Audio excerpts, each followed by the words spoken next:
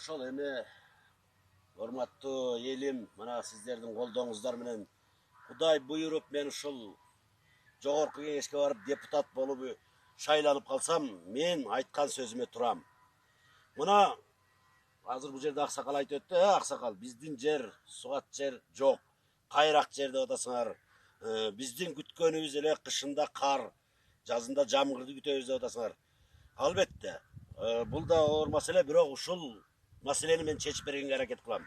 Жамгырды сүйлөшөм, жаадырабыз. Кар да жаайт. Мен жолдорун билем, кандай сүйлөштүн.